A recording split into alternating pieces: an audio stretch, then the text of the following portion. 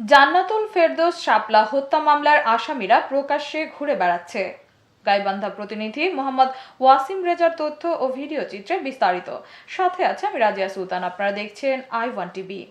জান্নাতুল ফেরদৌস শাপলা হত্যা মামলার আসামিরা প্রকাশ্যে ঘুরে বেড়াচ্ছে, কিন্তু থানা পুলিশ বা অন্য কোনো আইন শৃঙ্খলা বাহিনী আসামিদের গ্রেফতার না করায় তারা বেপরোয়া হয়ে উঠেছে।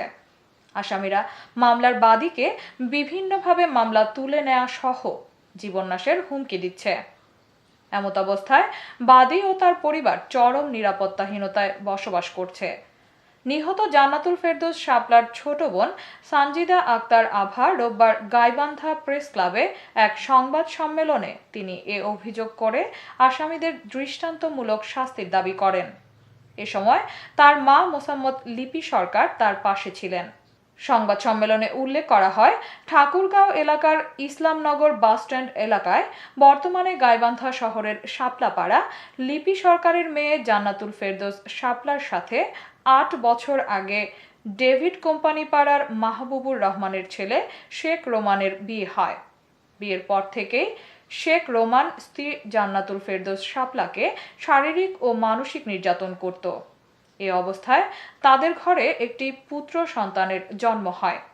শাপলার উপর মানসিক অত্যাচার নিয়ে স্বামী শেখ রোমানের বিরুদ্ধে একাধিকবার সালিশ বৈঠক হয়। তাতেও স্ত্রীর উপর রোমানের অত্যাচারের মাত্রা কমেনি। গত ২৪ এপ্রিল সন্ধ্যায় অমানসিক নির্যাতন করে শাপলাকে হত্যা করা হয়। এ ঘটনায় নিহত শাপলার মা লিপি সরকার বাদী হয়ে পরের দিন গাইবান্ধা সদর থানায় হত্যা মামলা দায়ের করেন। মামলা নং ৩০। মামলা দায়েরের পর প্রায় ১ মাস পর থানা পুলিশ ১ নম্বর আসামি শেখ রোমানকে গ্রেফতার করে।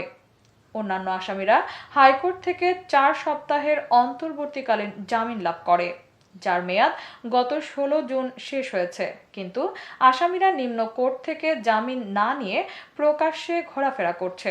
তবে থানা পুলিশ বা অন্য কোনো আইনশৃঙ্খলা বাহিনীর সদস্যরা তাদেরকে গ্রেফতার করছে না। সংবাদ সম্মেলন থেকে নিহত শাপলার বোন সানজিদা আক্তার আভা হত্যা মামলা আসামিদের দ্রুত গ্রেফতার করে সকল আসামির দৃষ্টান্তমূলক বিচার দাবি করেন।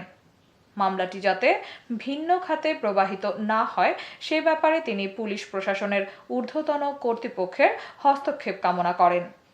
কিছুক্ষণ পরে আসামি শেখ রোমান মোবাইল ফোনের মাধ্যমে আমার বোনকে অকথ্য ভাষায় গালিগালাজ করে এবং পরে আমার আম্মু তাকে বুঝায় বাসায় পাঠায় দেয় যে যাও। তখন ও বলে যে দেখি আসি আম্মু, এই যে আমাকে অকথ্য ভাষায় গালিগালাজ করতেছে, সবসময় আমার উপরে এরকম করে। তো আম্মুকে বলে তোকে তো আমি অনেক আগে বলেছি যে তুই ছেড়ে দে তাকে। তো কি হয়, ও বলে যে ঠিক আছে আমি গিয়ে দেখি আসি ওর কি সমস্যা। আসামিগণের বেপরোয়া কার্যকলাপের কারণে আমি সহ আমার পরিবার সদস্যগণ আমার দায়েরকৃত মামলার ন্যায় বিচার হইতে বঞ্চিত হয় আশঙ্কা করিতেছি। তাছাড়া আসামিগণের অপহৃত ভয়ভীতি হুমকি প্রদর্শনের ফলে বর্তমানে আমি এবং আমার পরিবার সদস্যগণ চরম নিরাপত্তাহীনতায় ভুগিতেছি।